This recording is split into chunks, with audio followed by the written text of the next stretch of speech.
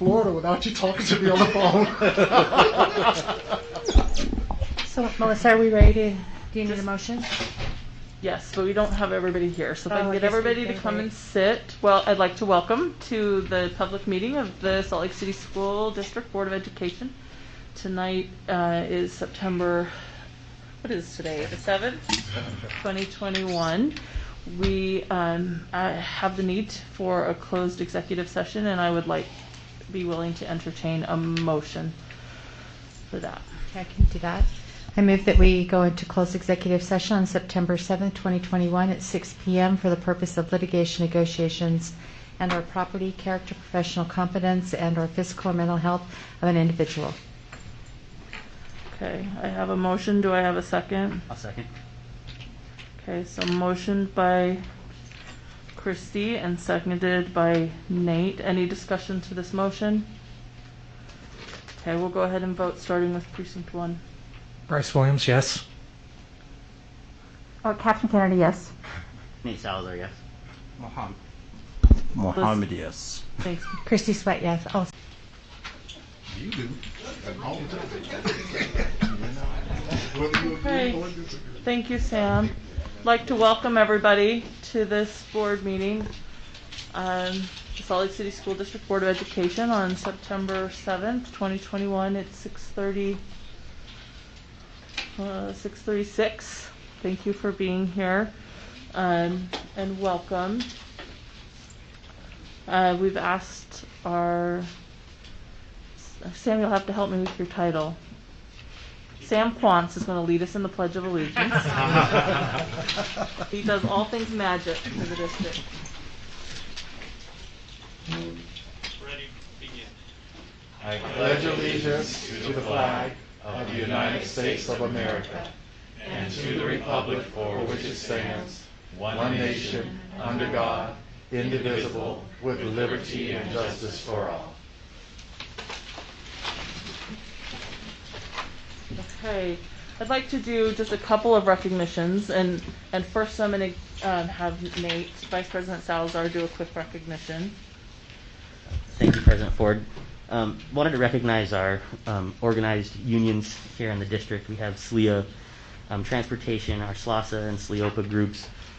Yesterday we celebrated Labor Day, so I just wanted to make sure that we gave a special recognition to our organized unions here in the district. So thank you for all you do and all the efforts you do to make sure that we're achieving for our students and that they're achieving academically as well. So thank you, James and Mike, for being here.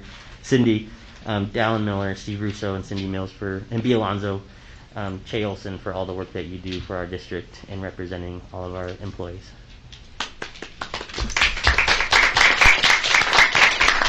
Thank you.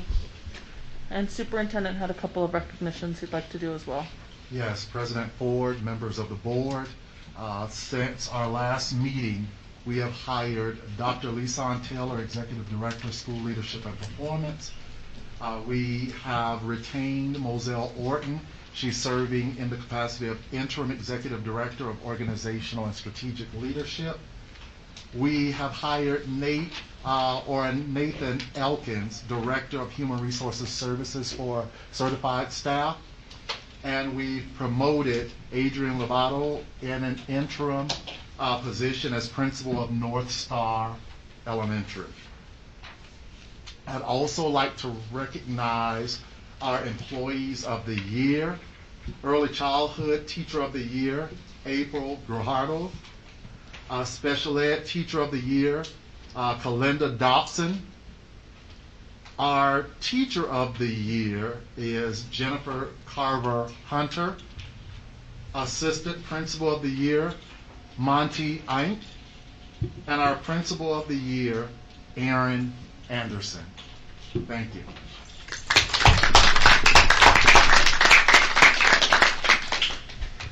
All right, thank you, Superintendent. Let's go ahead and move to our consent agenda. I am open to accepting a motion on the consent agenda.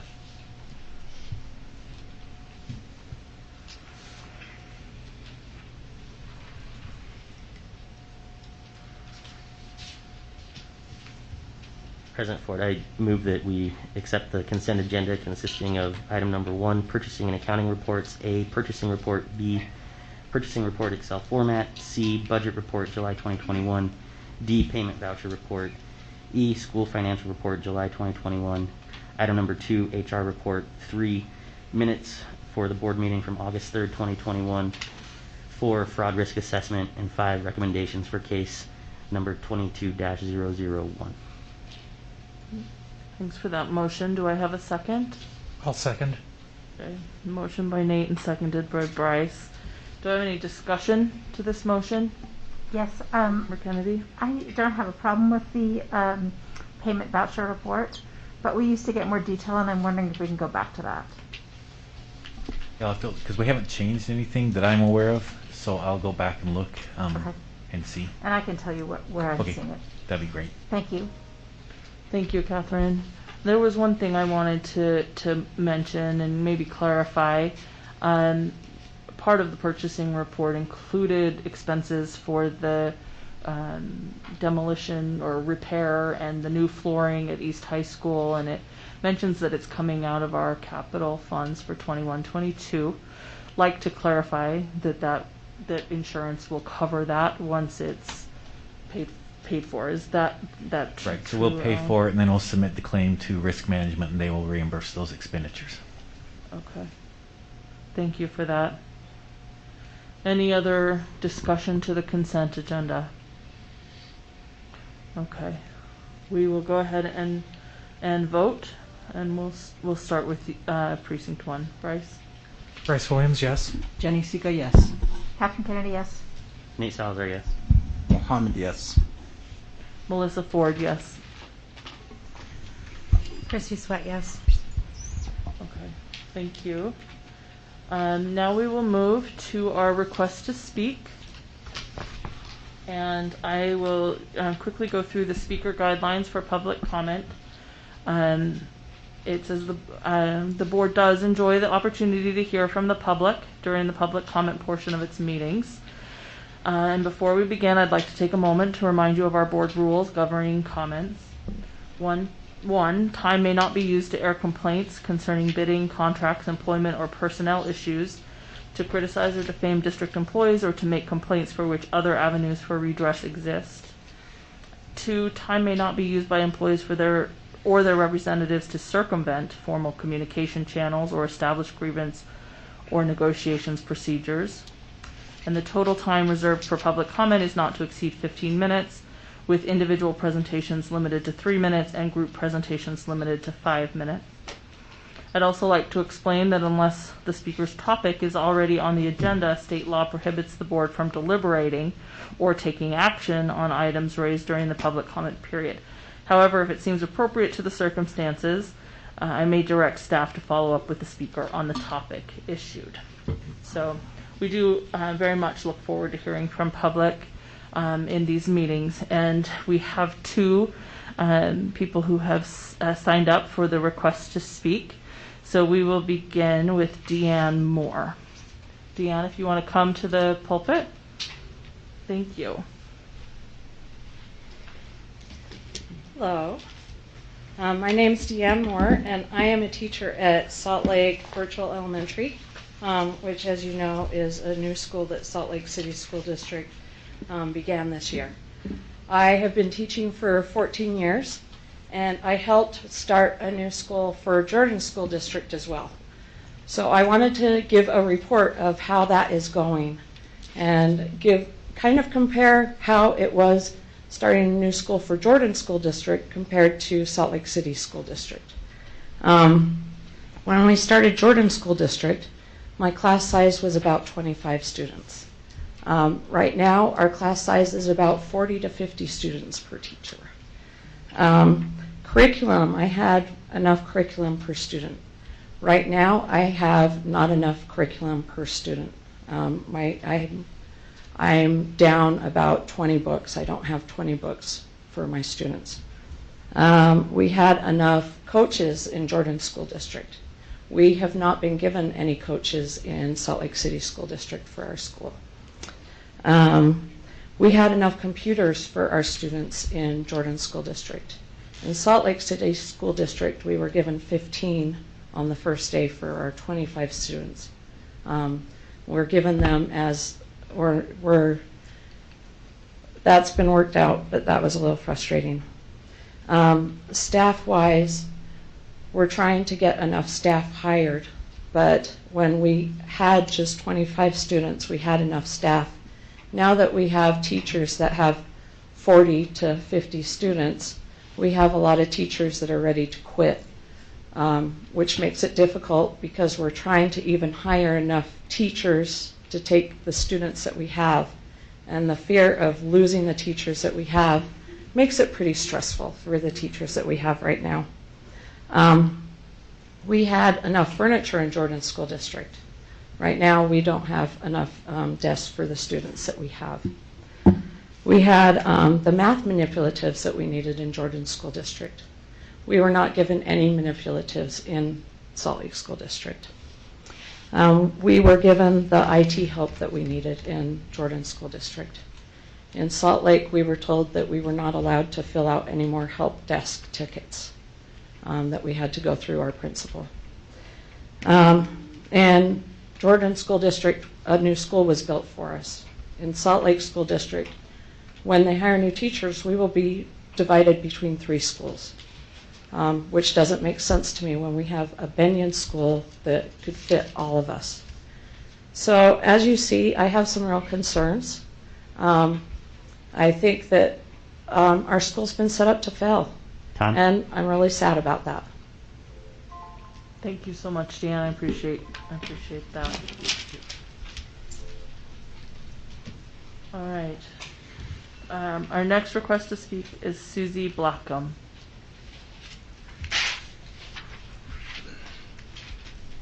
Welcome, Susie. Thank you. Thank you for the opportunity to speak with you, and thank you for your service on this board. My name is Susie Blackham, and I am a teacher of students who are visually impaired. However, I am not employed by Salt Lake City School District. I am a resident and member of the community here in Salt Lake. Especially with virtual learning becoming a more important tool in our schools than ever before, I want to share with you some of these issues that particular students are facing. Did you know that widely used software such as GetEpic, iReady, Imagine Learning, Nearpod, Summit Learning, STMath, iStation, and many more are inaccessible to students who are blind, those who use screen readers and read Braille. A few limited learning tasks can be completed using different software and appropriate hardware. Tasks like listening to books can be accomplished with a variety of software options. If we add following along while listening, refreshable Braille hardware must be added to provide the same type of stimulus for a student who is blind. This too can be accomplished with appropriate know-how and support, but even fewer choices of software. Many concepts simply cannot be made accessible, like the basics of computerized adaptive testing and ease of access to aggregate data by the teacher. Perhaps the most impactful is being able to use the exact same learning software as your peers. That is priceless to a kid who's different. To be clear, this issue is not isolated to Salt Lake City. It is a statewide and nationwide problem. I want to provide the opportunity for you to learn about it and hopefully empower you to help make a difference in the lives of these students. This is a difficult issue, and the answer is not easy. I've been told things like, it's the school district's responsibility to adapt it or make it accessible. And just have a classroom aide navigate the software and read aloud while the blind student sits next to them. One court decision I found gave the software company 6 years to address the accessibility issue.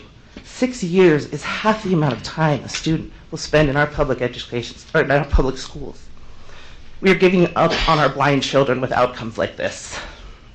It is an uphill battle, but I am not giving up. I can't, because I care about our public education system and I care about our blind community. This may only affect a comparatively small number of students, but the impact on that individual student is immeasurable. I will return next month to share more about the impact. Thank you. Thank you, Susie.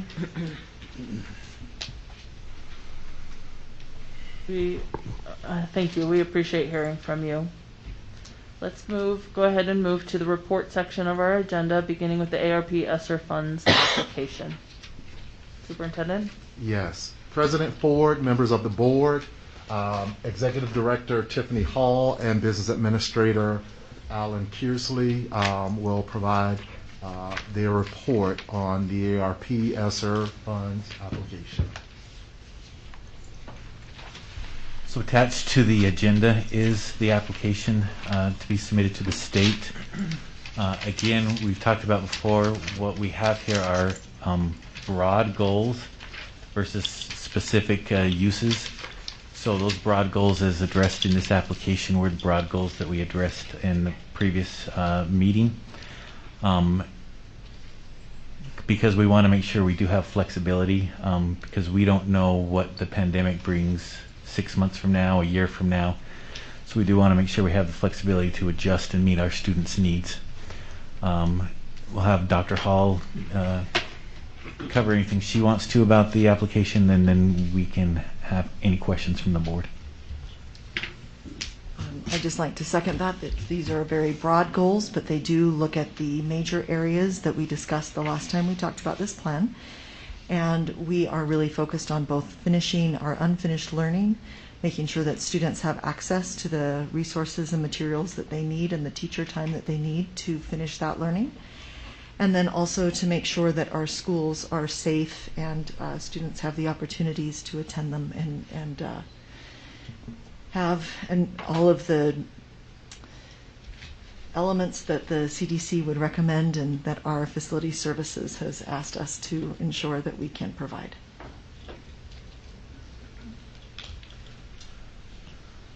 So are there any questions on the application?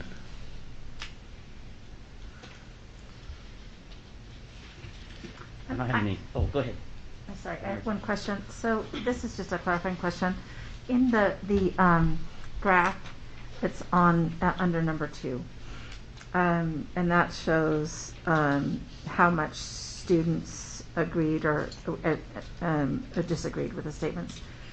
Is that specific to our district? It's not clear whether that's for Utah or whether that's specifically for our district.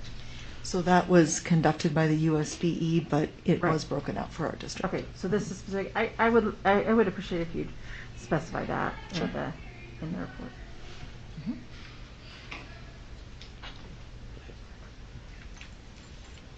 Christy, go ahead. Thank you so much for the application and the time that went into it. I appreciate that on page 17 that you've outlined all of the times that there'll be a report, and how that is followed up, with the accountability piece.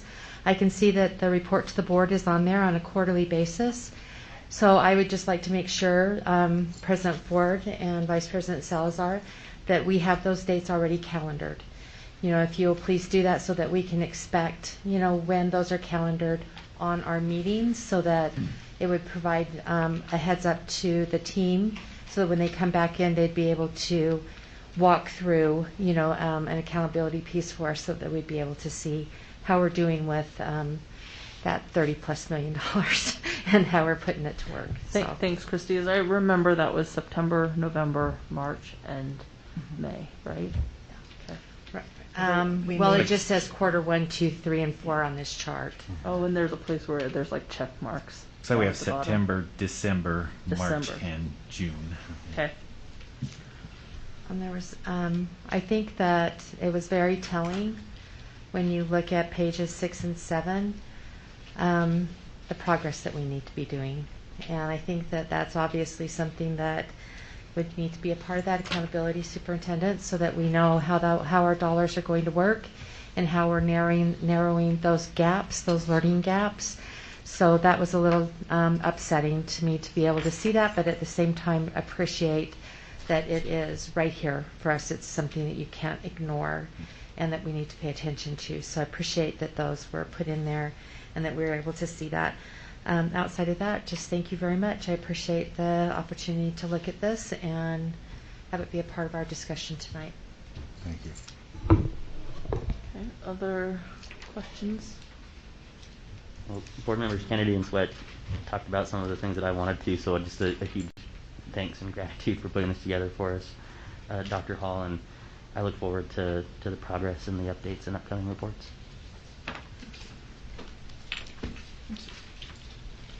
All right, thank you so much. And President Ford and members of the board, our next report is on our district COVID protocols, an overview and an opportunity for board member questions. I asked Executive Director Buendia, Schulte, and Director Missy McKay Whittaker's to come to the front.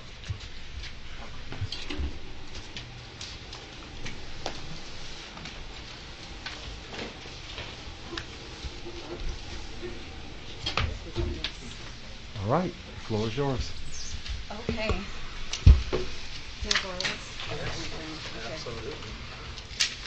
Thank you for welcoming us to provide you with an update. And first I need to ask, is my voice coming through clear or muffled? Okay, perfect. Totally muffled. Come on, Paul. Okay, so just to make sure everybody knows, everyone here, I think you've all met. So Executive Director Paul Schulte, myself, you all know, and Missy Mackey Whiters. See, I can't get, I've known her. How long have I known you, Missy? Long time. And I still can't get her last name correctly. Okay. So what I want to do is begin, and I'm hoping the links work. Alan promised me they would work. I want to start with our links, which are readily available, and we're trying to drive traffic here because this link in particular and the COVID-19 FAQ for parents is the one that we are updating regularly. And so this will show you, it gives an overall very descriptive guide to what we're doing. And on the side, you can see on the side there, those other tabs provide further information about just our school vaccinations, our dashboard, all of that. So we're pretty excited about this, and we're constantly updating it. And I have to say, I have to give a lot of credit to Jason Olson, because he's our, I guess, what shall we say, webmaster for our website. And I almost daily, and you can ask anybody here, am sending him updates. Can you update this section? Can you update this section? And sometimes changes happen from morning to afternoon. It's incredible. So that's really awesome, and it's a great opportunity for us to show parents where this is.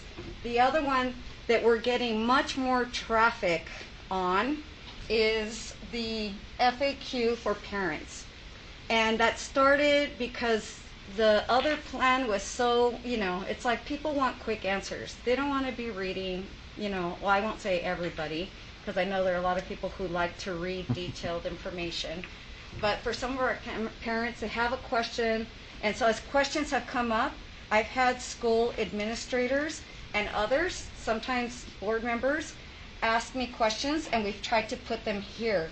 We've tried to make them as succinct as possible so that they can get a quick answer. I had a teacher reach out to me over the weekend, and I answered the first level question. It caused him to seek a secondary response, and then he was satisfied, and he was grateful and pointed him again to this. So we're pretty excited about these. And Jason suggested, which was good, that we used to have the mitigation plan front and center when you hit that COVID-19 button, and so we switched it. So we have the FAQ pop up first. Okay, next one. Sorry, let me spit on it. that habit. I need the little kind of rubber finger. Yeah. For those of you who are that old and remember using that. Okay, as you all know, on August 20th, 2021, Salt Lake City Mayor Aaron Mendenhall used the executive powers of the office to issue an executive order requiring masks be worn in all Salt Lake City K through 12 schools, right? The order requires all students, teachers, staff, visitors, and members of the public to wear face covering indoors, on school-provided transportation, or attending indoor sponsored activities, or outdoors when social distancing is not possible. Next slide, please. So, the enforcement piece to that is, and if it's okay, I'll just read it. Individuals within Salt Lake City are urged to voluntarily comply with this proclamation, and every effort will be made to educate people to achieve compliance. However, pursuant to City Code 220303, 080, a person who violates this proclamation is guilty of a Class B misdemeanor, and upon conviction can be punished by fine not to exceed $1,000 or by imprisonment for a term no longer than 6 months. So that is from Mayor Mendenhall. So we wanted to provide that for you, and we're gonna, sorry. I have a quick question Okay. for you. And maybe you're going to address it, Dr. Bundia. So there was an interesting question that was asked this morning in a school community council, and they asked the principal, can a parent opt out of wearing a mask, and have their child not wear a mask? And it was kind of fumbled about, and I thought, to have more of a direct answer would be, no, there is no opt out, correct?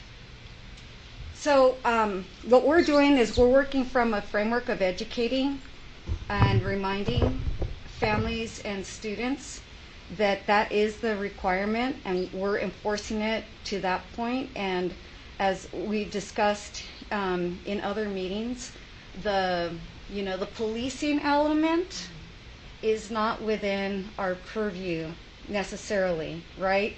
And so we're enforcing it by reminding everybody and offering masks. And if they have a medical exemption, we certainly honor that.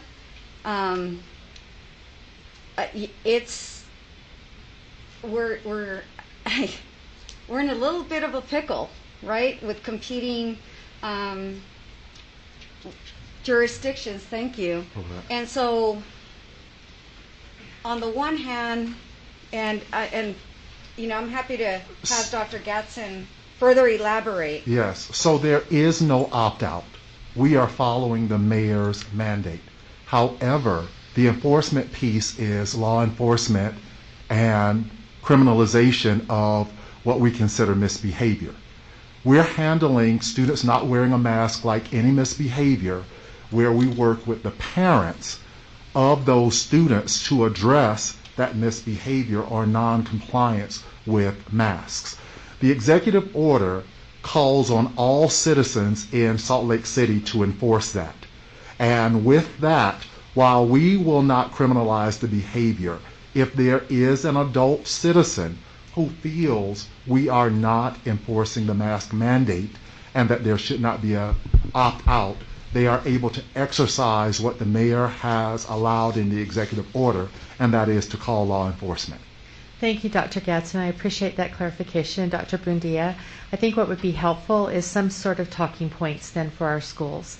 I think that They have those. Well, and it maybe was a little caught off, from the conversation this morning. I'm not sure. So just support, and reiterating, when there's that question that's asked, so that they feel like there is a constant, in the responses that we're giving. So I appreciate that you just said that publicly, both of you, and that however we can help support, our staff and principals, as we go through this over the next, 30 days, however that increment's going to work. Appreciate how much information you've put out there and what's on our website, and now that we can be directed and a lot of questions could be answered on our website. So thank you. Thank you. And I'd just like to add on to what Christy has said, that I like your response, Superintendent Getson, and I hope that response can be rolled out to schools, because it seems like a stronger response than the response that I saw that was rolled out. We have sent that response to principals. We will follow up to make sure that they have it. Okay. But since the original guidance, which seemed to cause misunderstanding by some that we were not enforcing, we have sent the statement out that I've explained And to I our would like to schools. see us make that statement public and accessible, and so people know that if they feel like it's not being enforced and the district is unwilling to make it criminalized, that individuals can do that. And also, I would suggest that we consider removing anyone who refuses to wear a mask from the classroom to a, the sick room, the school sick room, or another room at the school that can be supervised, as they often are, by school secretaries and things like that. This is where we're straddling the executive order and state law. The executive order does not give us the authority to exclude a student from public school activity, in-person instruction, and so that's where we have to rely on state law that says that we cannot exclude a student from in-person instruction, activity, after school, riding the bus, and others. Sure. So we are in a position where we're following the executive order and also following law, where the executive order has not given us the authority to sidestep it. What I would say is that there are different ways to get in-person instruction, and that we could manage that in a way where the student was isolated from students because it's not just a misbehavior, it's a matter of public health. And a student that is not masked could indeed be endangering the public health of every other student, at least our under 12 students, in this very significant way in the classroom. And so I would like to see us explore opportunities to comply with the legislative order, but still isolate those students. What I will say is, riding around and visiting schools, we have about 99.8% compliance. That we continue to try to educate students, we continue to try to work with parents, and at the direction of the board, we can look at some alternatives, but what I will say is that we put ourselves in a position where we are now sidestepping the law, and that's my concern. Right, and I'm not suggesting we sidestep the law, but I'm suggesting that we find alternate ways to do what we need to do, particularly if there's persistent cases where this is occurring. If we have 99.8% compliance, that's terrific. If the 0.2% is persistent, then I think we should find ways to deal with that 2% that allows for the safety of our staff and our other students, particularly our other students and our unvaccinated students that are not able to be vaccinated. Thank you. Other questions at this point? Mohammed? Yeah, and if I may add to that, first of all, thank you for sending that message, because it is essential that our principals and staff know how to proceed with this. I've received emails concerned about the enforcement of the law. And so at first when I saw the law come in, I was like, we should be like, okay, if you are not wearing a mask, you're out of here.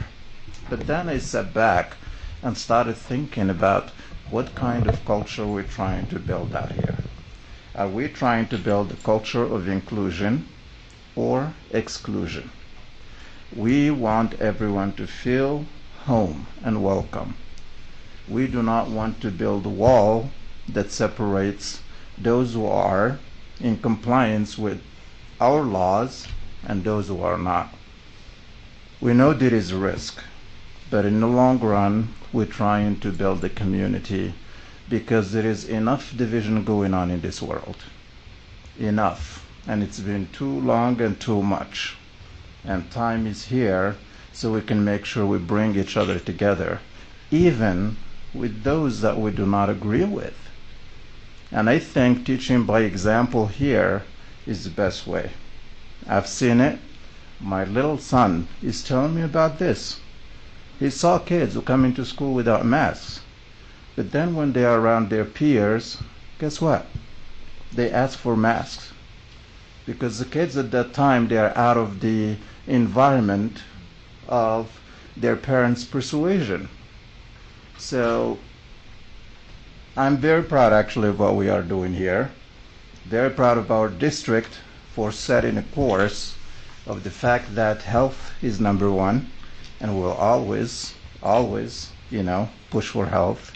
But at the same time, regardless of the challenges, I'm very proud that we are establishing a culture of inclusion where everyone, no matter who you are, no matter what you look, no matter what your belief, you're welcome to our district. And that's what we are building on. Thanks, Mohammed. Any other questions at this point? I just wanted to ask Dr. Bundy or Dr. Gadsden, when that intervention takes place relative to noncompliance, what is the rate of students either taking the mask or parents, whether they're persistent to not send their students with masks on, or are they, moving over to that realm of compliance? So what we have is just what Board Member Baird said, that and you see it on social media where we have seen parents who are working to enlist other parents to send their students to school, their children to school without masks, because they're saying they don't want their child being the only one in class, or their children feel pressured and they put on a mask. And that's what we're finding, that in a lot of instances, through offering, the student wears a mask. And I just cannot stress the importance of understanding that we are all bound by this. And if anyone finds that this is concerning enough to call the police on a student who's not wearing a mask, they have the ability under the executive order to do that. I just don't think it should be the position of a learning organization to criminalize misbehavior. I appreciate that, Dr. Gadsden, and I agree with you. And just thank you for that response, and thank you to all of our administrators who are managing that. Thank you. And just one more comment. I understand what you're saying, Superintendent Gadsden, that we would prefer not to criminalize behavior, but we're talking about students' lives. We've got students that are at high risk. And this isn't a matter of including people and creating an inclusive community. This is a matter of public health. Right. And it's not about making people feel good if they don't want to wear a mask. It's about keeping students alive who are at high risk.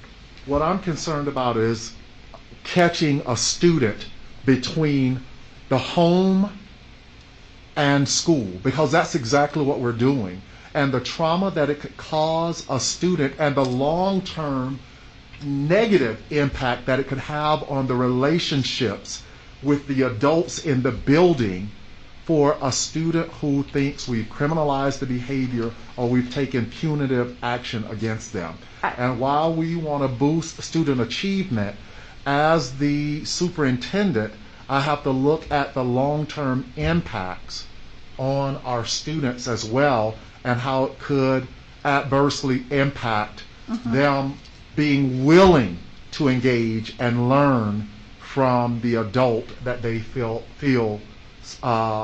took that action against them. Sure, I understand that, and I'm not asking you to change your policy of having our teachers criminalized. I'm just asking us to recognize that this is not a choice between whether we're including people that are refusing to mask or not. We are actually protecting the health of our students. As we know, 2 students in Salt Lake City, unvaccinated students, who had no indications, died in the last week and a half. They were both over 12, but our 0 to 12-year-olds are unprotected, and they are at enormous risk, and if they're immunocompromised, they are at even more risk. So we need to get this message very clearly that this is not about including people who don't want to comply with the mask order. And while I'm not asking our teachers to criminalize our students, We need to take it very seriously and guard. This is a matter of public health, and that's why we need to be grateful to the mayor for what she did to enable us to have this situation. Thank you, Catherine. Christy, did you have a comment? So, Dr. Bondia and Dr. Gadsden,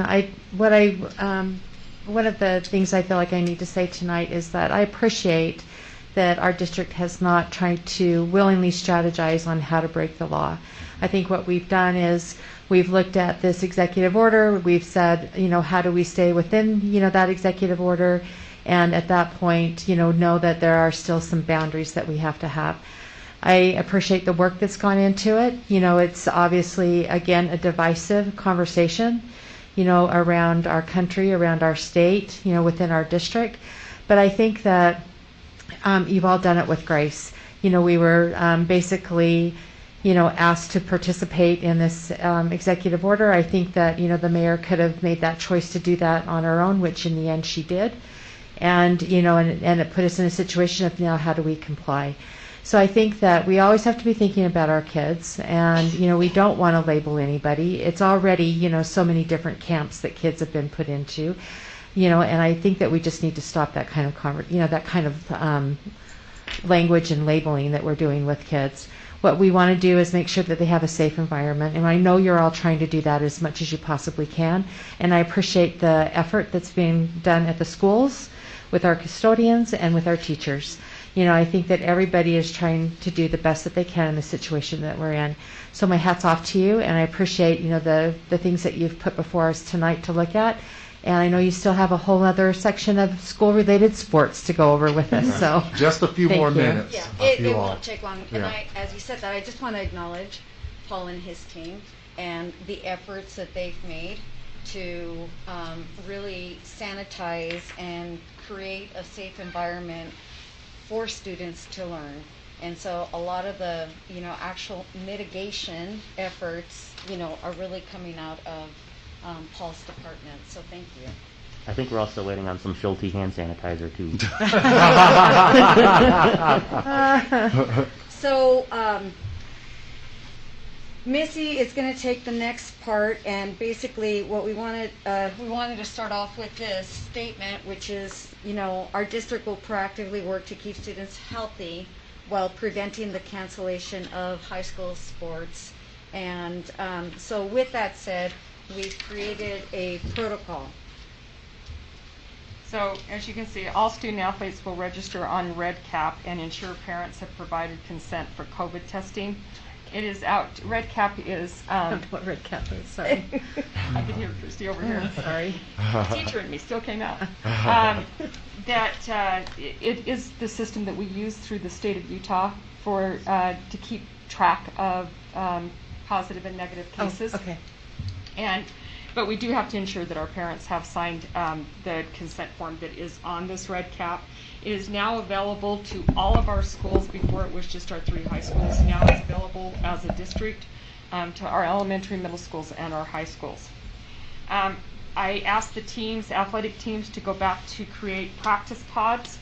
Last year, we did not have to cancel one football game with our district because they were practicing in pods at that time, and I was really proud of that. Now, this year, each school has had a cancellation game, so since then, we came up with these protocols, and so when they're practicing in a practice pod, and they do end up with a COVID-19 positive case, then the pod will be tested on day 7 by the Salt Lake County Department of Health Department, or the Health Department, the Utah Health Department.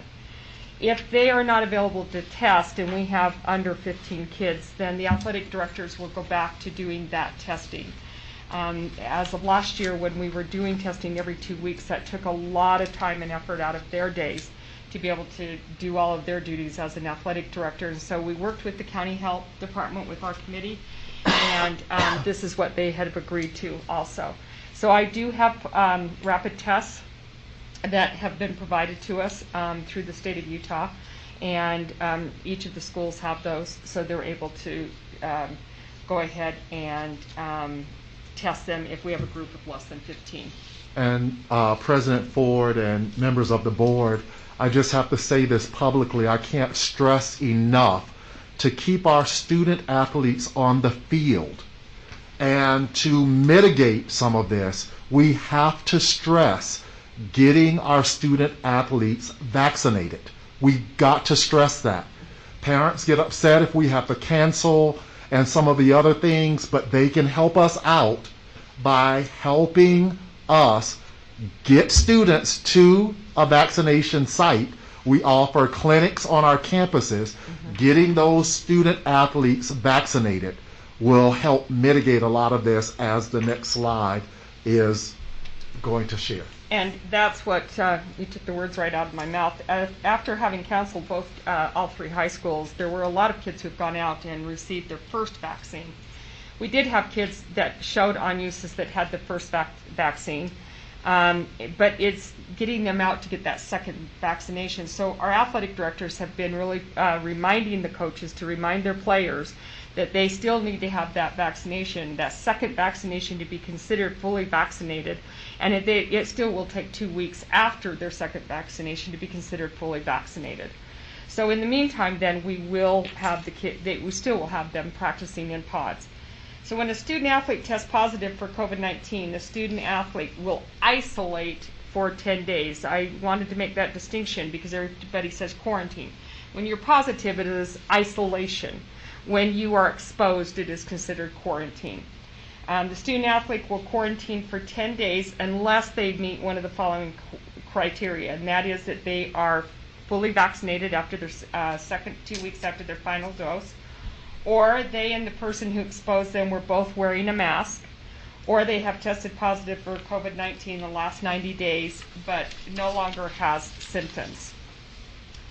So the next one goes into, if a student athlete is exposed at home and is not vaccinated, the student athlete must quarantine, and there's no option to wear a mask and attend school or practice or test on the day 7 and leave quarantine early. That's within the school handbook through the Utah Department of Health. If a student athlete is exposed somewhere other than home or school, the student athlete must quarantine, and there's no option to wear a mask and attend school and practice. Can you imagine our football players being down on that field, which is already 20 degrees hotter than a normal air, trying to wear their mask the whole time of 2 to 3 hours of practice? The student athlete may be able to still test on day 7, and if negative, they can leave quarantine early and they can attend practice, team practice. Once again, if we have 15 or less, then the athletic directors will go ahead and take care of that. We do ask that if they are tested through another testing site, which Sandra has worked diligently in making sure that has been sent out to all of the schools through our county health liaison, where they're able to go to be tested. And they must bring a negative test and show that to their athletic director. And we're not going to cancel any more games, so don't lynch me. And I just need to throw in this. I know we're scheduled, but I did go to a consortium last Friday with a bunch of the directors and executive directors and associate superintendents that I'm in with the big districts. And I asked them what they were doing that made it different than why we didn't have to. One of the things that we have is we do a lot of our own contact tracing because of our COVID team that we have, our COVID techs. And so we've been able to do it a lot faster, where they depend on their Salt Lake or their county health department to do all of the contact tracing. Thank you, Missy. I appreciate the fact, Ms. White Chair. You can call me Missy. It's easier. That you did proactively cancel games to keep our athletes safe and other schools' athletes safe. And I would like to ask if the board, since the Pfizer vaccine is now approved for students, for everyone 16 and up, that perhaps we need to consider whether we will require it for our students who are 16 and up. We require all the other vaccines, and it's got an R naught of, close to chickenpox, so the new Delta variant. So we should possibly consider, as a board, whether we should just require that for all of our students, not just our students, athletes, but every student that is age 16 and up, as soon as we can. I definitely stand behind recommending that all of our students who are eligible get vaccinated. It just happened to be on the slides for athletics. But any student that is eligible should get vaccinated. It really helps students stay in school for in-person instruction, keeps them safe on the bus riding to school. It keeps them safe in the car riding with their family With their friends. and friends. And it keeps them in school for in-person instruction. That's right. I cannot stress how important it is for all eligible students to get vaccinated. Right, and so the question is, do we require that? And, that's a question for the board needs to decide. And Yes. I would ask that we consider that possibly at our next meeting.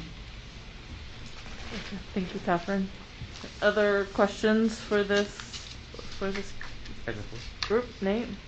Missy, do you have any sense from your athletic directors in the district what percentage of parents have participated in the consent with Red Cap? Of Red Cap? Mm-hmm. All of our athletes, All the parents. they did last year, so now we have to have them come back in and redo it. Do you know what the current percentage is right now?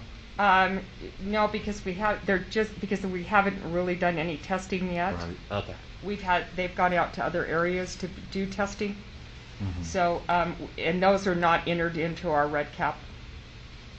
Gotcha. She doesn't have that because it's a new strategy that we've implemented to try to avoid canceling games. And so we're bringing back the processes that we had in place that helped us to avoid canceling those games. That's Right. awesome, and thanks for doing that. And I think I would just, encourage our district and your work to have your ADs, persistently Oh, they are. ask parents to sign up for that, because, I was reading through the report here, and if we have numbers in excess of 15 student athletes, or that our coaches would be able to administer those tests, and Not our coaches, our No, athletic just directors. the athletic directors would administer that test, and I'd hate to see a student not Yeah. participate in that if they're not consented through their parents on that. They that just system. rolled over Red Cap from last year, so Okay. we're all on a new system this year. So that's what they're starting in the process. And one of the things that we would like to do is eventually is to be able to have a vaccine van come and hold a clinic so that we can get either on all three properties or at least one where they can all come to make sure that they've received their second vaccination or the first for those who haven't yet. Excellent. Thank you for your work and for all your athletic directors. Thank you. that they do. What size are the pods, Missy? They're running them either 20 to 25, about what we did last year. That's mostly football, or is it? No, we've asked all of them to do that, all of our sports to run in pods. Mhm. Just because if you take out, that was the problem, was when we did contact tracing, we couldn't tell who had been with somebody more than less than 15 minutes cumulative in a 24-hour period. This way we'll be able to do that. And so we have teams, basketball and volleyball teams big enough, so 25-person pods are reasonable. Yeah, our basketball team, volleyball teams are doing that right now because they're the ones that are in season right now. Okay. Thanks. I have other questions. Yeah, Mohammed? I got some questions from families, and one of them has to do with if the cases continue to worsen, and like we end up like in the beginning of March or so, and they are asking if we are gonna go back to like shutting down and going online. I know what the answer is personally, but I would love, these questions here, if we could just like have them be answered, because I know families are listening, trying to figure out what's going on. Currently, there is no plan for shutdown. We have direction from the county health department on how to handle rising cases and advice that we give for the isolation, quarantine, and the others. But currently there is no plan for us to shut any school down anytime this year. That's great. But of course, we know with COVID and with the science, as things change, we get new directions and new directives, and we stand ready to comply with the direction of the state and our county health departments. Okay, thank you. And the second question is about the optionality of a quarantine for exposed students. And is our district looking into eventually changing that to make it like it's obligatory that you go on the quarantine if you are exposed? So we're following the State Department, Health Department guidelines. And Okay. so we attend, I think, 2 meetings a week, if not 3, with different representatives from the Health Department, including the Salt Lake County Health Department. And so we're abiding by what they are recommending. And so Okay. at this point, we've listed in the FAQs as well as in the presentation and much more in depth in the mitigation plan what options are available. And so at this point we're going to continue to adhere to what we are being told by Utah Health Department and the Salt Lake County Health Department.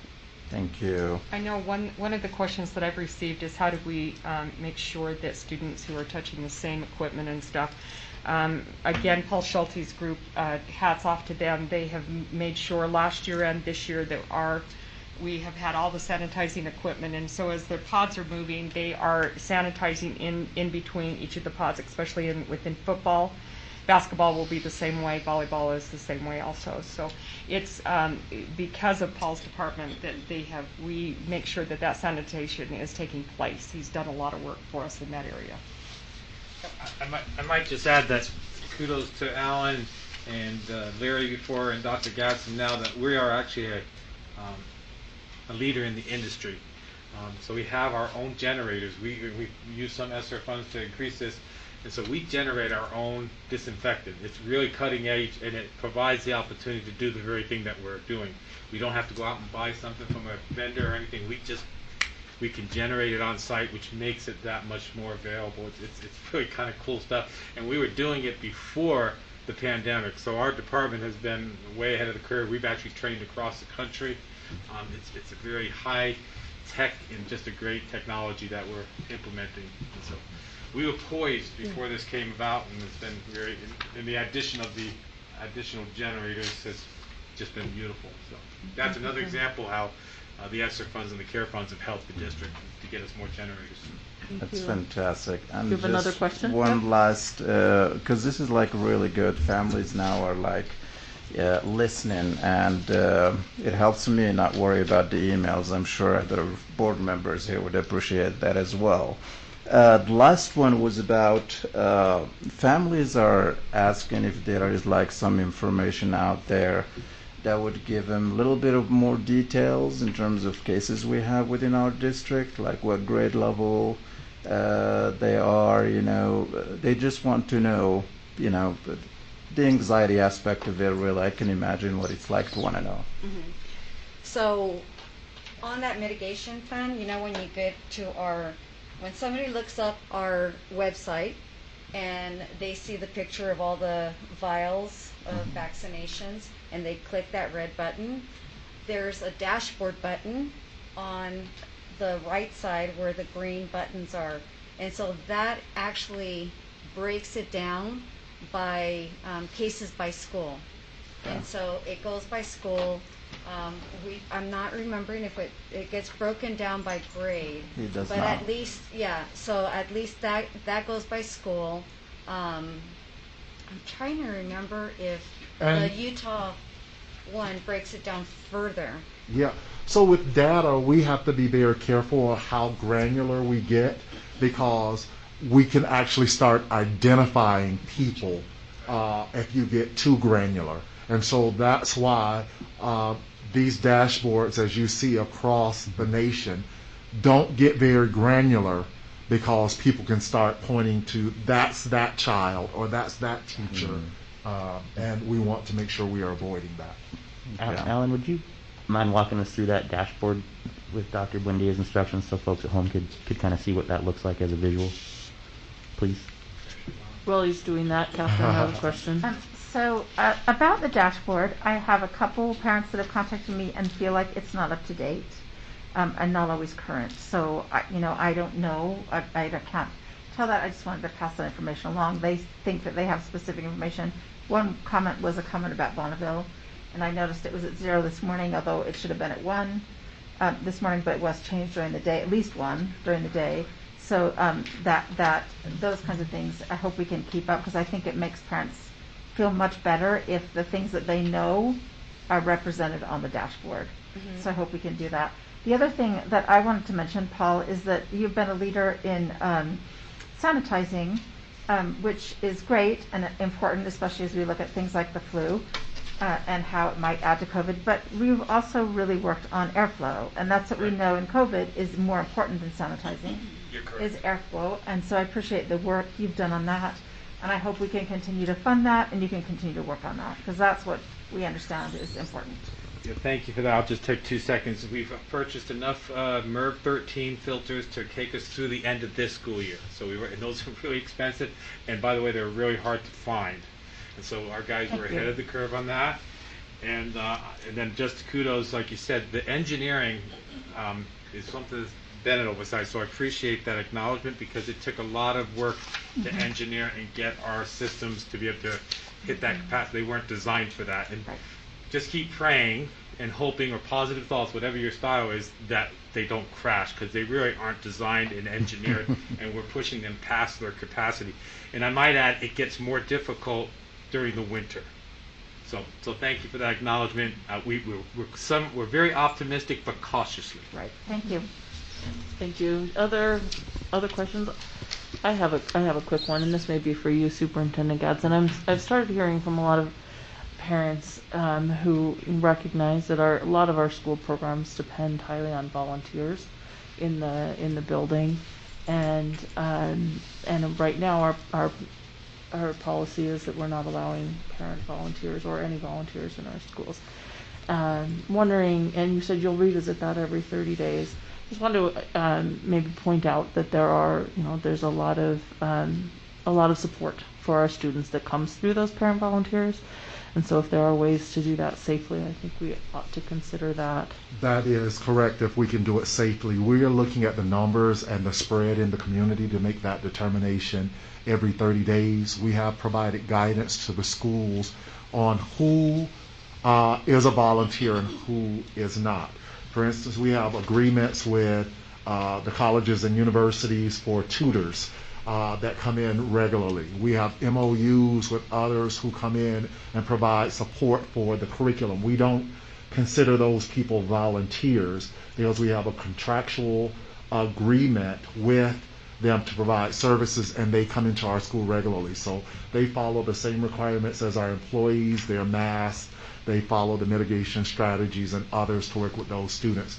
But for now, we have put a limit on parent volunteers until we see that the spread is managed a little bit more and has decreased, and then it's safe to have people coming in and out of the schools. Thank you for that. Christy? So I just want to swing back to a couple of things, Superintendent. So we talked a little bit about, children who are coming to school without masks and the things that we're doing. Can you talk a little bit about our employees and what we're putting in place to ensure that our employees are wearing their masks, that our teachers, custodians, staff, what does that look like in our schools? And so that looks like the administration meeting with that staff. We have a little bit more control when it comes to our employees. We don't want to embarrass anyone. We don't want to call them out, but we stress the fact that they are a part of our team. And it's our team effort to make sure that our students are safe and modeling that behavior for our students. So when there is an employee that is not wearing a mask, our administration has a conversation with the staff and leans on them to wear a mask to model that effective behavior for students in their classes. Hi, I just added the question on this same topic, just a clarifying question. Are we also requiring masks in the district office Yes, we are. for everyone? So every employee in the district needs to be wearing a mask. That is correct, because the executive order said all K-12 That's right. and district facilities. Thank you. So, yes. Oh, that's okay. The other question, or maybe clarifying, is Board Member Kennedy talked a little bit about a requirement, of vaccinations. I'm not sure legally if we can do that. So if we do have the discussion, could we make sure that we have the whole spectrum of what that looks like? I think that it would be imperative for us to know, what are the boundaries, or even the protocols of requiring a vaccination. So I would just lean into that of what she's saying, but to make sure that it's layered and that we understand, exactly what that means. Most definitely. So we have regular meetings with the county health department on Tuesdays. And so that would be where we're going to ask the county health department if within our state we have the current authority to require, because I try to provide all of the information I can so that board members can make informed decisions. So I would gather that information and push it out to the board members so that you would know legally what your authority is in a situation like that. Thank you, Christy. You had any other questions? So Vice President Salazar had asked to go through this. Okay. Yep. Before we go through that, I wanted to address Board Member Kennedy's concern. Sometimes we might have parents, families, and others who know about a positive case before it's confirmed for us. And so we can't update the dashboard until that positive result is actually confirmed with our nursing staff, and then the dashboard is updated. I completely understand that. In this situation, the parents received a letter from the school on Friday, and then on Tuesday morning, not Monday because it was Labor Day, but on Tuesday morning, the dashboard said 0. So it's been updated since then, but it was known in the schools. But I do understand that that could be the situation. Right. And that could just be staff being available to update this, because we go through our nurses. And so that could have been the school sending out the communication and then the nurse being notified and then updating this morning. As we clarify our policy, which I really appreciate your agreeing to do publicly, maybe on our thing, maybe we should add a little note to this.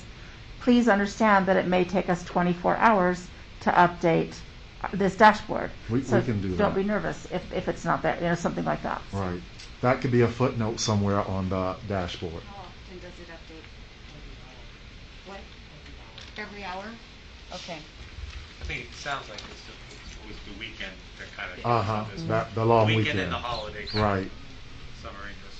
So we'll figure out where's the best place to be clear that it updates every hour. Okay. Thank you. All right. Alan, do you want to go through this? Right. So Nate, do you want me to go back so they can see how we got here? Yeah, that'd be great. So from the mitigation plan, there's also a link just on the homepage as well. Here's a number of COVID-19 cases at each school. Just note there's quite a bit of data coming in here, so it does take a little bit to load.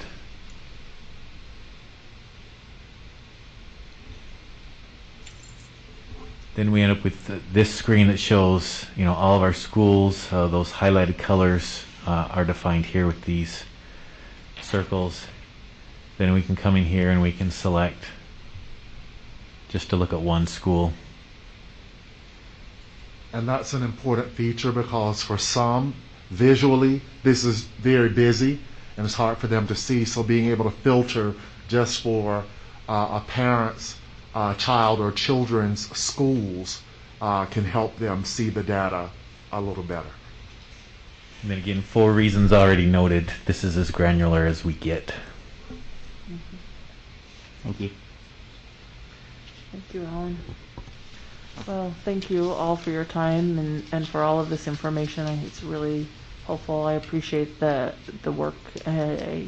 Not lost on me, Dr. Windia. You're in multiple meetings and meeting with people talking about the best way to navigate this and finding the right balance. And I really appreciate that. So thank you very much. And I want to second that, because to families who are listening right now, I just want to say you have one of the hardest job that I can think about, especially with COVID. And I just, from the bottom of my heart, I want to say thank you for everything you're doing out there. And families, if you hear anything here tonight, know that these families here are working very hard to make sure everyone is safe. And any questions you may have, just go to that website. I promise you'll find every answer you need. Right.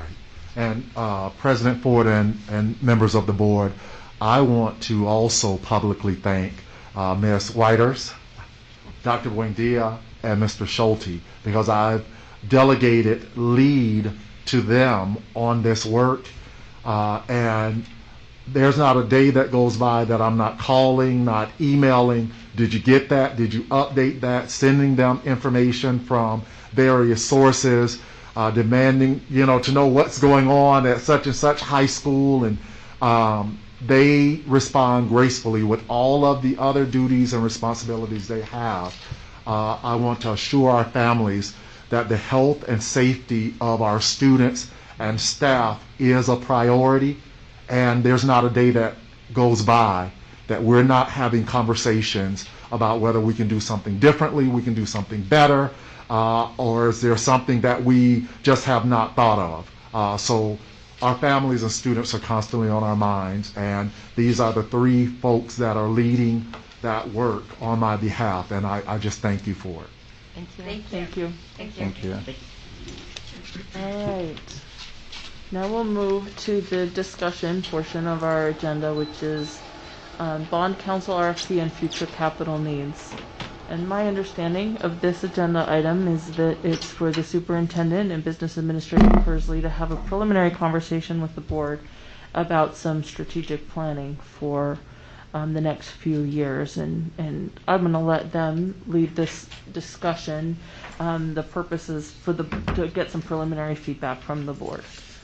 Right. So as we look forward to what our capital needs are in the not too distant future, we look at some big projects, possibly surrounding some high schools, and what we want to do is get some stuff in place so we have the information we need to make decisions in the future on what those capital projects are and how we will finance them.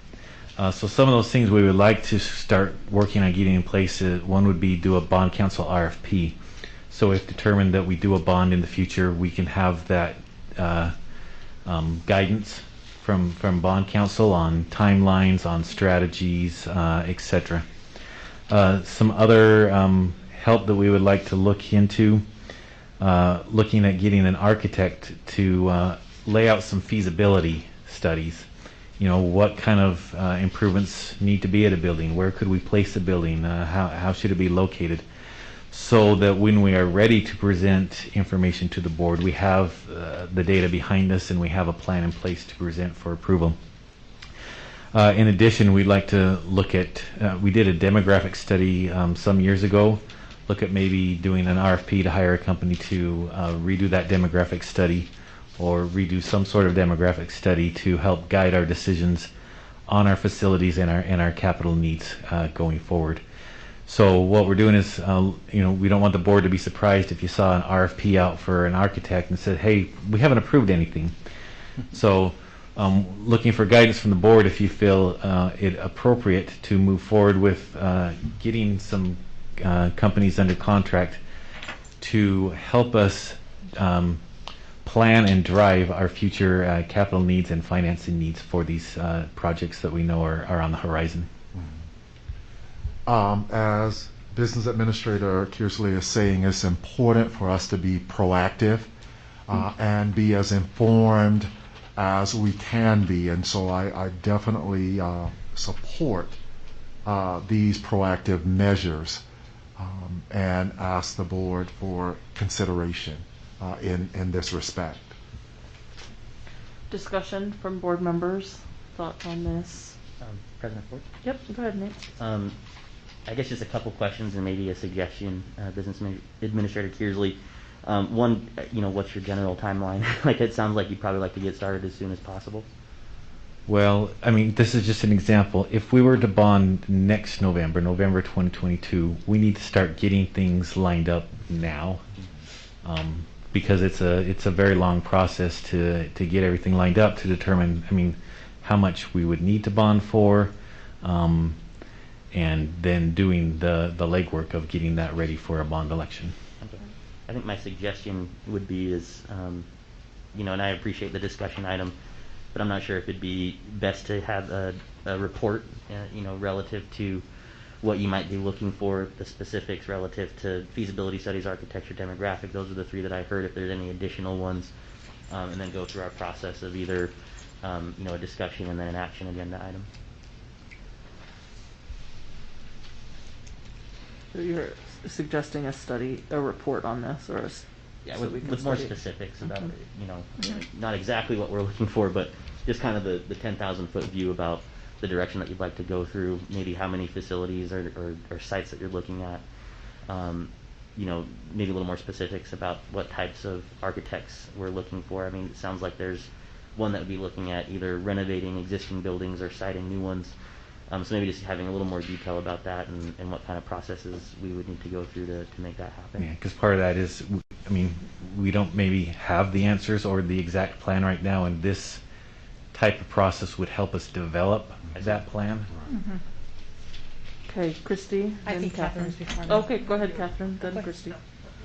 I saw two hands. Okay. I am going to volley off of what Nate said. I would like to see for transparency for our public study sessions, around maybe specific topics. I think that would be really important for us to do. I'd like us to prioritize if possible. Alan, like, what do you think is the most important thing, the first thing we should do? In my mind, it's the demographic study, so we get the layout of the city and look at enrollment, and I think that would help us determine, capital needs, by looking at what that demographic looks like, but can be easily persuaded, if we have some study sessions around these other, areas. I think that a bond council, like what Nate is saying, I just want to dig into that and see what that really means. I think that having that be transparent, for the public to understand what we're talking about, knowing that we have boundaries, which I really appreciate, that for the law that was put in a couple of years ago doesn't really allow us to be the cheerleader for the bond. It has to be a grassroots, so I think getting a bond 101 would be great, for all of us. I think the feasibility would go along with the demographic, that would seem to me go hand in hand, as we have that discussion. But I'd really like to see these in study sessions. I think that then we can dig in, we can ask a little bit more questions, you could provide more information for us, and go from there. So I think putting a timeline, I appreciate the idea of a timeline and also a prioritizing, of what we would expect, to come first to last. And then I would throw in there the census, because we as a board have to realign our precincts, and that also should be a part of the conversation that we're going to be having, because it could shift, with that demographic study and what it looks like, and if the possibility of having to reimagine schools is a part of that conversation. I think that has to be a part of this capital needs discussion, and where that's going to lead us. So I think that's easy for our council, our board council, to find out, what the deadlines are, with the city council, because we'll have to present a plan to them, and then have that approved. So I'm assuming there'll be some realignment, within our boundaries, so our precincts, for balance to do that. So I think that I actually really appreciate you bringing this forward. I know that the board members that have been on this board for quite some time, it's been an angst for us, when we had Davis Demographics come and give us that 10-year outlook, and a lot of it has come to fruition. And so I think it's timely, for us to now do that before going into the bond season, to really look at what our city looks like, and especially what our schools look like, before diving too far into that pool, of rebuilding or moving or closing or any of that. So that's kind of where I'm at, and I appreciate that we're having the conversation, so thank you. Catherine? So Board Member Sweat has said a lot of things that I was going to say, so thank you very much. I'm glad you went first. I would add that I would like to do a really intense demographic survey of the department, or of the district, with the 2020 census data as accurate as it is, knowing that. And I think we also need to be very careful as we board members think about realigning our own board districts. I think that in the past there was some effort made to keep board members in a district, and I think that's maybe the wrong way to go about it. I think we need to think about the districts first and the board members after. But I would strongly suggest that we think about looking at consultants, someone that possibly knows our district well, to lead us in this. So, because I think it'll be a difficult task and a political task, and a hard task for our superintendent and our business manager to do on their own. So I would suggest that we actually look at a consultant for that to help manage that process, and to help consider how we think about our buildings and our use of our buildings, and what we're doing with our buildings in particular. I would strongly suggest that. I don't have a problem with RFPs and having people on staff for those kinds of things, or at the ready. I do remember that when we talked about if our priority was bonding or if our priority was late start 2 years ago, about the same time, it was maybe in October 2019, and we decided that our priority was late start, that at that time we were advised that it would probably take 18 months to get ready, at least, for a bond. So it may be too late to do November 2022.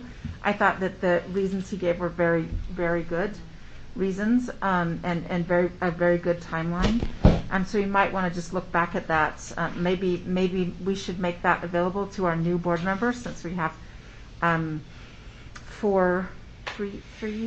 Nate was there, I guess then. 3 new people with us, and we may just want to take a look at that session, because that was a very helpful session, I thought. Talked about what we were doing. It was a session with our consultants that helped us survey for late start. But I would echo what Board Member Sweat said, but strongly suggest that we consider someone to manage the process of looking at our enrollment and our building use. Thank you, Catherine. Superintendent.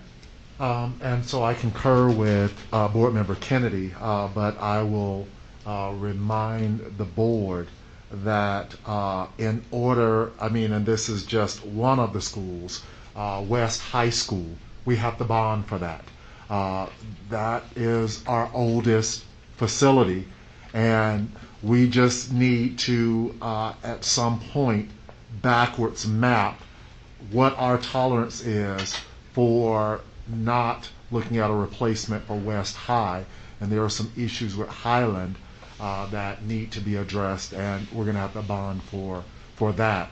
And so as we are working, we need to backwards map what the board's tolerance is for waiting for replacement school for West, addressing the issues at Highlands, and then any other issues that we find need to be addressed in our schools across the district.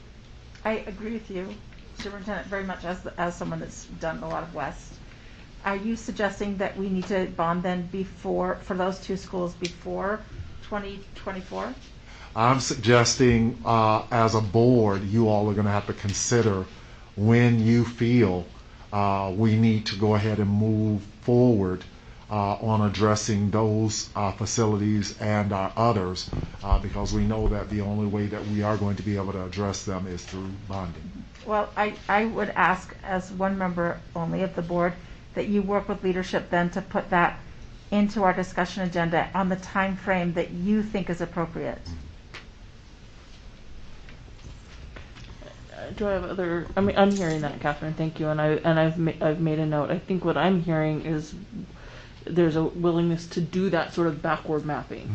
Mm-hmm. Let's set forth a timeline with study sessions on these different topics so that the board is informed, has detail. It looks like I'm hearing there's support for looking at experts in the field to help with that.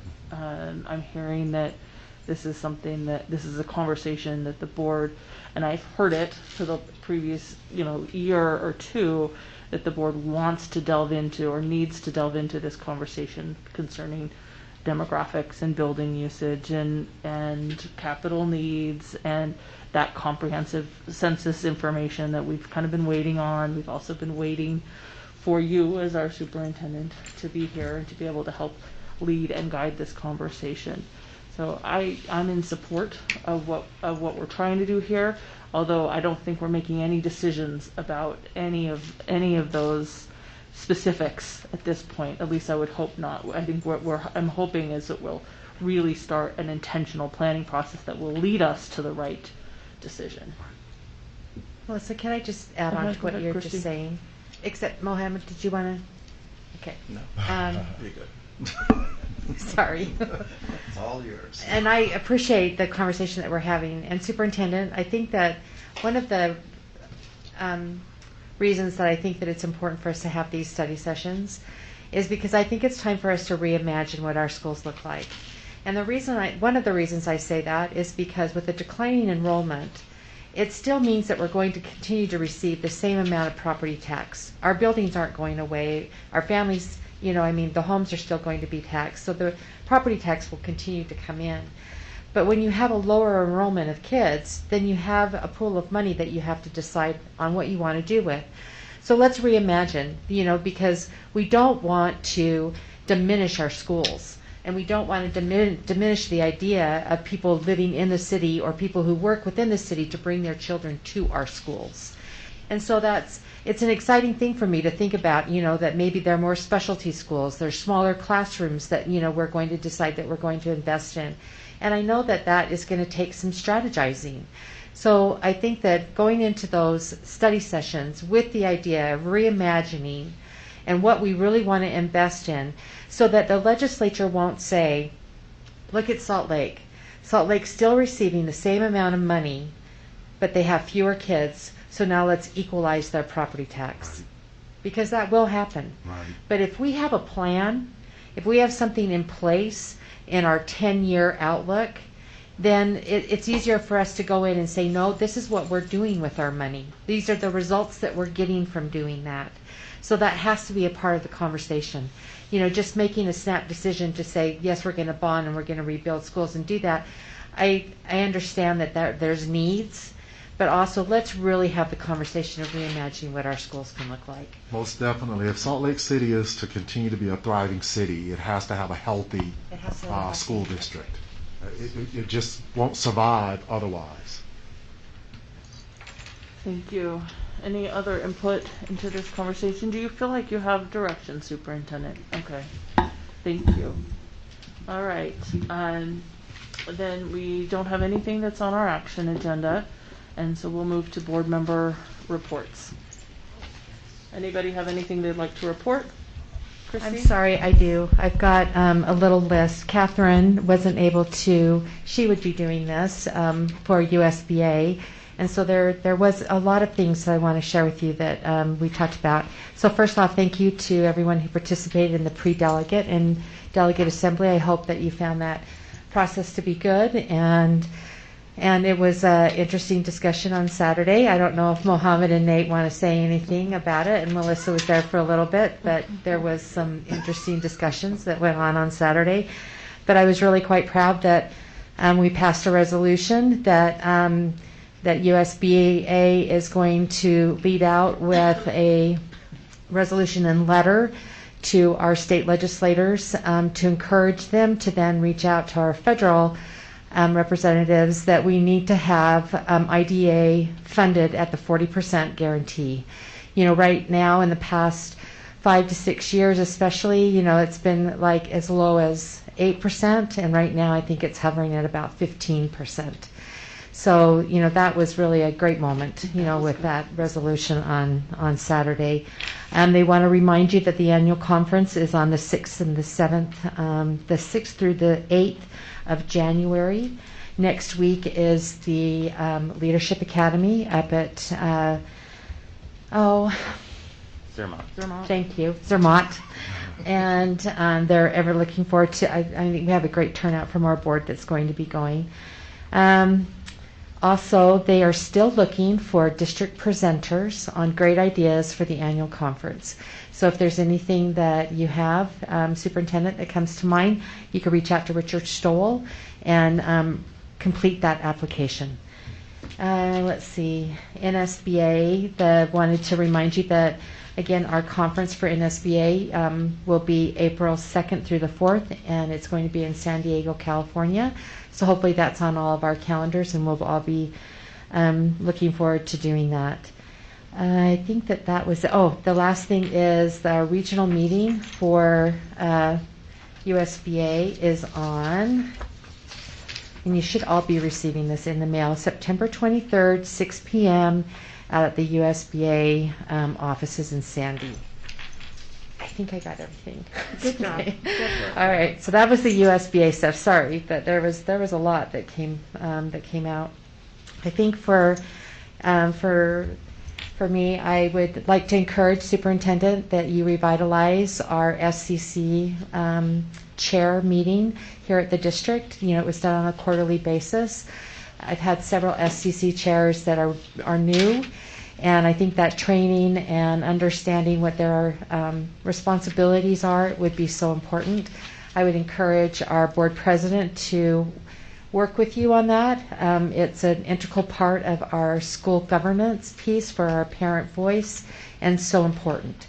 So those trainings have been, we've been doing them for, I think, almost over a decade, and so would encourage you to look at that and put that together. And you to said suit those you. meetings happened how often? They were on a quarterly basis. You hold them here at the district, and they're usually the chairs of your K through 12 school community councils. And your cabinet should be Yes. familiar with those. That's a great idea, Christy. Yeah, so that is just one thing that, anyway, Board President Ford, I have a suggestion that I would like to make that was brought up at our USBA meeting, and I thought it was an excellent suggestion by our colleague out in Alpine. And it really came to fruition to me tonight with our two speakers that spoke very passionately about, and also gave me a little bit of pit of my stomach, knowing that one of them tells us that we're setting them up to fail, and the other that I feel like I am really trying to pay attention to our special needs students, and just completely was not on my radar about our students who are blind and what they need, what are the components. And so one of the things that our colleague out in Alpine suggested is that after request to speak, that you summarize it. And you summarize what we've heard, from our constituents or employees, whoever comes to the pulpit or to the microphone, and then give direction of who needs to reach out to them, or how we connect them, so that the people who come here and take the time to speak to us, that they know we hear them, and that there's some sort of action steps. So I thought that was a great practice, and I appreciated him sharing that with us, and wanted to pass that on to you and Vice President Salazar, that I think that it would be a great practice for us to get into the habit of, is to summarize what we hear and then to give some sort of direction. So on that, I would hope that after this meeting tonight that you'll be able to, the two of you will be able to sit with Dr. Gadsden for a few minutes and talk about the two speakers that we had tonight. And I would really like a circle back, for you to just give us a short report on what are those things, because in no way, shape, or form are we trying to set anybody up to fail. And we want them to have the resources. All of our children, no matter who they are, or what ability or disability they have, should be successful. And I just so appreciated hearing that tonight. It's just something that was, in our hearts, but yet you don't always think of those layers at times.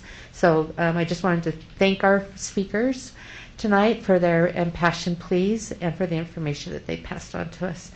And I've only had one SCC meeting. It was early this morning. All of them are off and going. I'm excited about that. And my last request, Dr. Gadsden, is if you could just gather a list of all of our SCC chairs when those meetings happen, so that if any of us wanted to jump in on any of those meetings, I think most of them are going on Zoom from what I'm hearing, that I would be really grateful, to know those timelines and who's in charge, and make sure we're on all of the email lists for whatever meetings we can participate in. Thank you. Sorry, that was long. Thank you, Chrissy. Catherine, did you have a board member report? So I just would like to say that I agree with Christy. Those were two very poignant presentations by community members, and I hope that we can work. I'm interested to hear the next report that was promised to us tonight. But I also hope that from Mrs. Moore that we can tick down her list. We've got it recorded, and I think many people wrote it down, and just try to resolve as many of those. Because I mean, it's certainly textbooks. We should be able to resolve textbooks in a day, and we should be able to tick off some of the other things, and as many as we can by our next meeting that we can solve. I hope we can. I know that we enrolled a lot more people than we expected to, and that happened after the first of the year, and that the Delta variant changed some of that, but I still hope that we can really focus on that. And I appreciate that. I mean, obviously parents really appreciate that online school, and I appreciate that it's up and running, and I appreciate what the staff has already done to envision that. Dr. Hall and others have done to envision what's happening for that, and how it's going forward. Because it seems like it was a very popular and choice with a lot of foresight. So I'd like to see that happen too. I also just want to mention that I feel that I really appreciated, as I said earlier in this meeting, Mayor Mendenhall setting up that mandate. I know there was another board member that asked for a meeting. I also asked for a meeting. I would like to say publicly that I think it was cowardly of us not to hold a meeting to talk about it, to at least to express our support, maybe to express the difficult place we are in between the legislature and the mayor, but to express our support. I think, I don't know, but I believe that almost every member of this board, if not every member of this board, understands the science behind mask wearing, and the science behind vaccinations too, but the science behind mask wearing, and supports it. I don't know that for sure, but I know that a majority of us do. And I think it was cowardly for us not to get together and say that to the public. And I wish we had. I very much appreciate your standing up and saying that you'll put these policies publicly on the website. So, and I appreciate the revision that you made from the first set of guidelines that we're sending to the schools to the second set. Very much. Thank you. Bryce, did you have a board member report? Yeah, just very quickly, I would second what Christy said about having access to the SEC chairs. I've had a little bit of a difficulty trying to connect, so I would appreciate that. And I was just going to say that I do have my first SEC meeting tomorrow evening, so I'm looking forward to that. Thanks, Bryce. Mohammed, do you have a board member report? I don't know. Where should I start? No, I'm just kidding. I'm sure everyone's like, come on, let's get home. Okay, well, I just want to, it always catches me off guard when I see how everyone here works together for a purpose of strengthening our future generation. That is just the beauty of a democracy that we live in this country. And, I just want to thank every single board member here and Dr. Gadsden and the staff and everyone that is present here. I mean, it takes meekness and strength and humility for you to be here and put in time, away from your families so we can be able to address something that actually we believe in to be a foundation of this nation, which is education. And there is a reason why when I came from Morocco, none of my credits were accepted. Now, if I go to Morocco and take my credits, they're going to be fully accepted because they are American credited. So there is an importance. Education is very, very important. I'm a firm believer in that. And I just want to say also thank you to every teacher and staff at schools for really, having an outstanding start. I can only imagine what it's like, after a year of trying to get back in, and then you get all of these kids with masks, those without masks, but yet you treat everyone equally. My sincere gratitude for all that you are doing, because believe me that every parent I run into or I talk with expresses sincere gratitude for everything a teacher is doing. And I want to say thank you. And to the kiddos, let's have a great year. You guys are doing awesome. I'm so proud of you, and if there is anything that I continue to do, I feel eloquent, inadequate in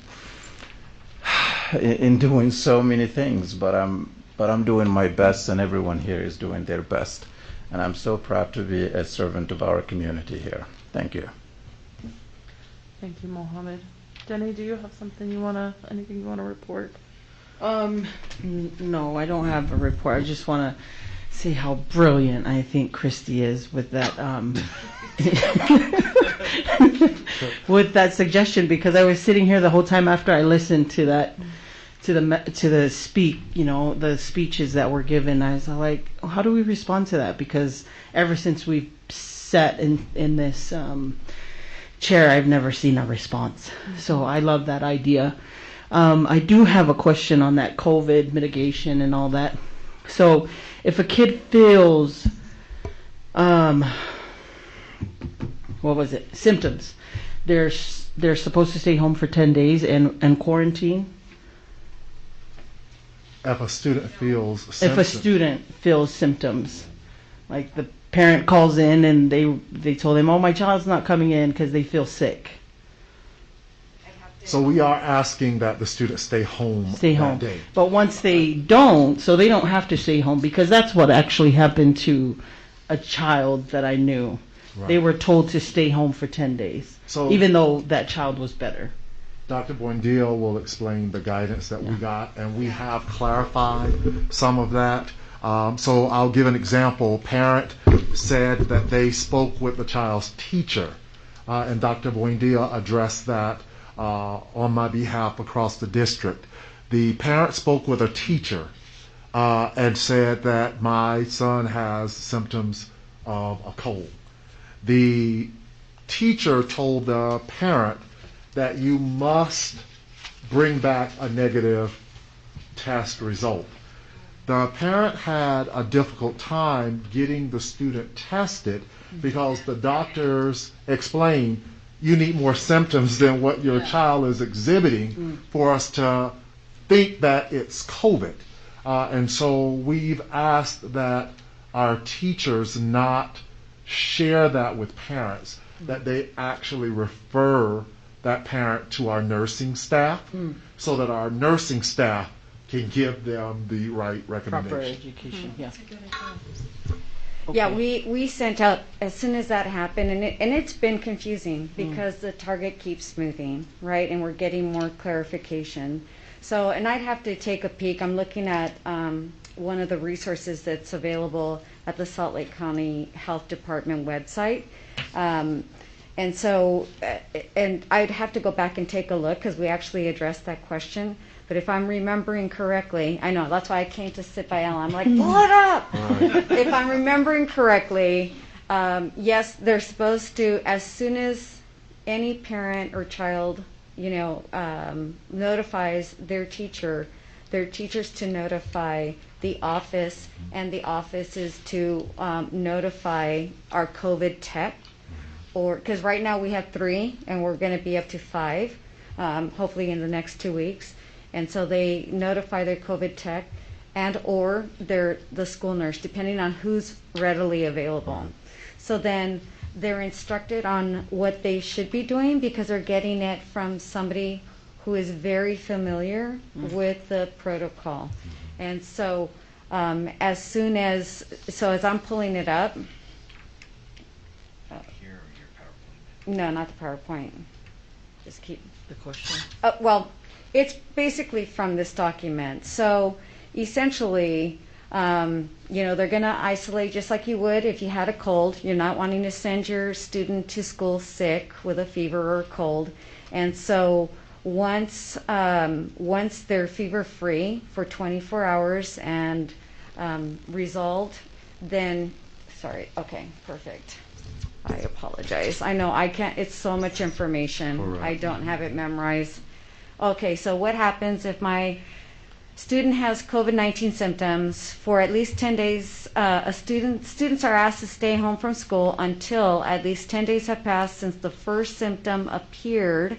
Symptoms have improved, and there has been no fever for at least 24 hours without the use of fever-reducing medication. Or students have a note from a healthcare professional containing another diagnosis. But that's if they exhibit COVID symptoms. And just the sniffles, it takes more than that. Right. So they have to really adhere to what the symptoms are, where that kicks in. And and so here are the symptoms. We added it again to those FAQs. That's what we keep wanting to. And anytime you have, constituents say, I need information or this is missing, we're trying to catch up on those kinds of questions. So one of the things that we did, because it is difficult to discern between a sore throat and, from a common cold, right? So the symptoms are these: fever of 100.4 or above or chills, cough unrelated to asthma or different than normal, shortness of breath or difficulty breathing, new loss of taste or smell, sore throat, new congestion or runny nose, nausea or vomiting, and diarrhea. And so, it's really kind of, you're going to have multiple symptoms.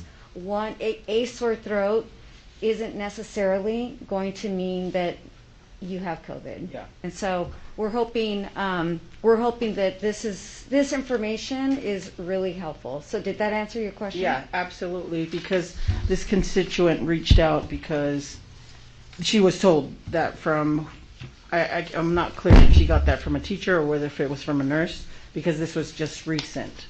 But her information was told that the child has to stay home for 10 days. And she asked me, she's like, well, where's my child's studies? Because they never offer that. Like, if the child has to stay home for 10 days, do they get to do school at all for that 10 days? Or do they just quarantine for 10 days? They get to do school. We handle that as we would with any sick student and provide the work for that student. Okay. So that student would be entitled to the work, and the student would be entitled to make up anything that is missed while they are out. Okay, that's wonderful. Thank you. You've given me much clarity. All right. And then my last but not least, you mentioned that we were supposed to have like a board bonding or whatever, team building. Right. What's going on with that? Because we still need a bond. Yes. So at our study session later this month, that is an item that we will discuss. We won't make any final decisions, but it's an item that we're going to discuss so that I can start kind of narrowing the plans and getting things under the way for board. Thank you. That's it. Thanks for bringing that up, Jenny. Nate, did you have a report? Nothing that's already been covered. Just again, a huge thanks to all of our teachers and administrators and support staff in the district. And then I look forward to my upcoming SEC meetings. Haven't had one yet, so Bryce, good luck tomorrow. If you need any help with that or have any questions, please let me know. But yes, I am looking forward to SECs and engaging with my schools and parents that I attend with. Thanks, Nate. I'll keep it short and sweet. Keep up the good work. It really is good work that I see happening, and appreciate that. I appreciate Dr. Buendia giving the board these books that she promised us at our last meeting, and would look forward to a plan for us to read and discuss together. I guess I'll just say thank you for all the work that's going on. Superintendent, do you want to end with a report? Yes, just very quickly. So it's, I think it's hard for some people to realize that this is my second month. September 1st made my second month on the job. And I'm so thankful to my team, because we have done big work in those 2 months.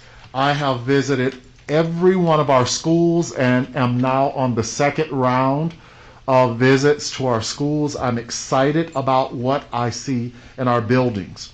Our theme this year is we're on the move, and we definitely are on the move from what we have been able to do in 2 very short months.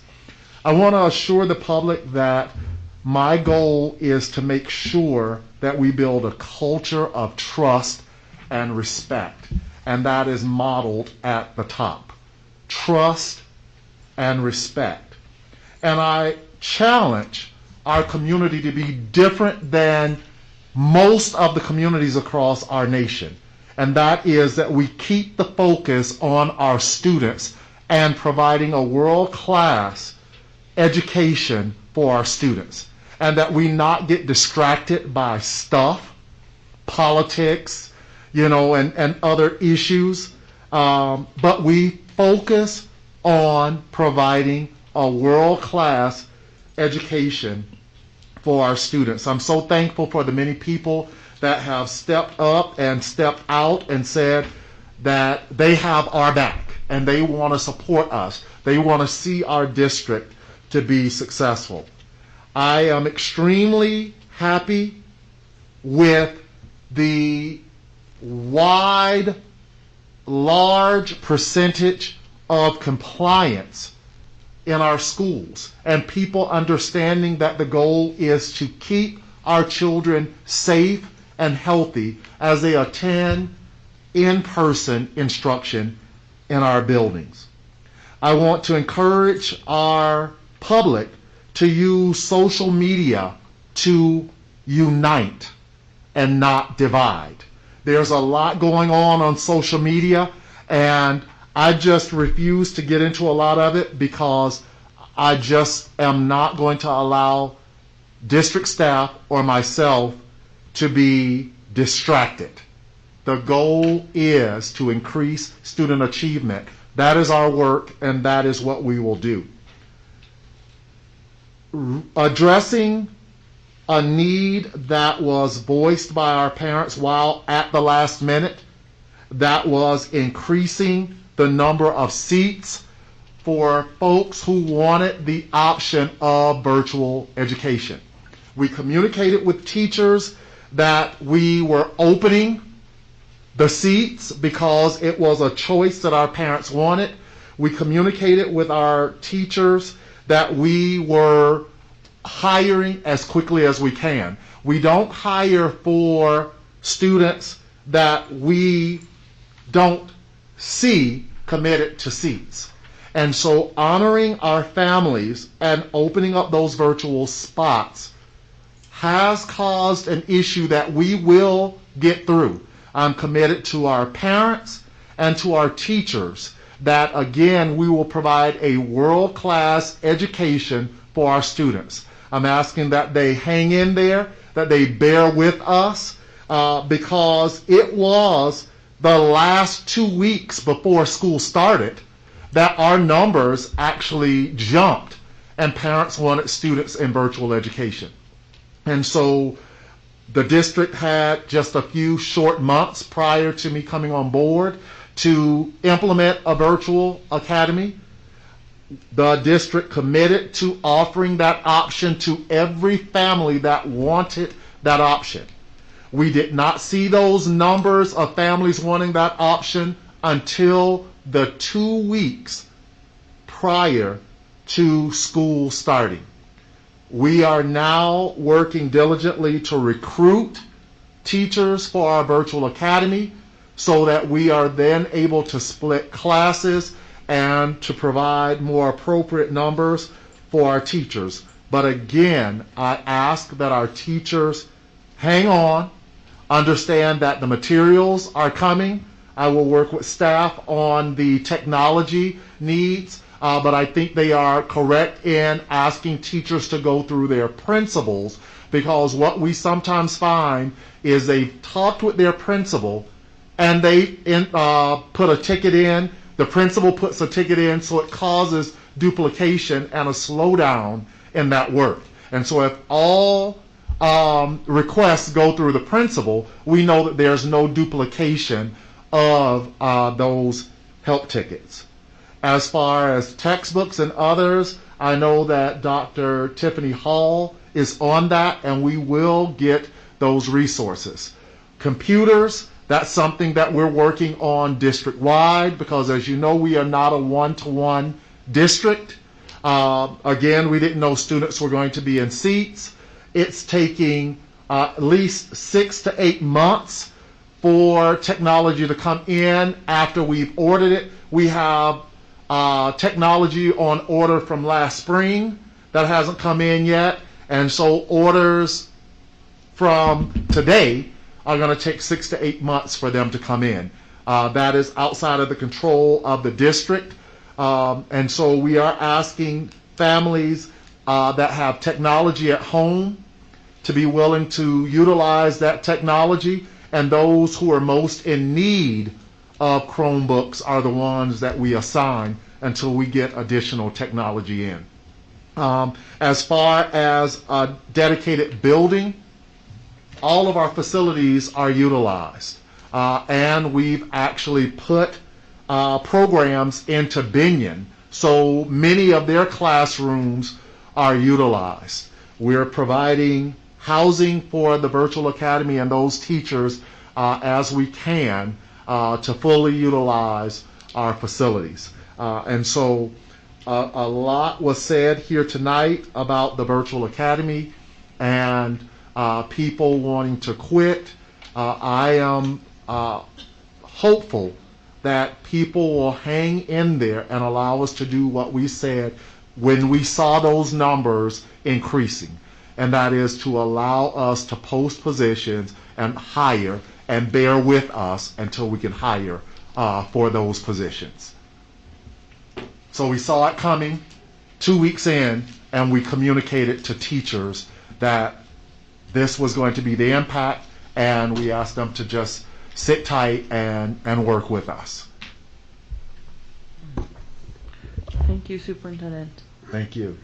All right, that concludes our meeting agenda for tonight. I would like to thank everybody for being here, the time you spent with us, and we'll see you in 2 weeks on September 21st.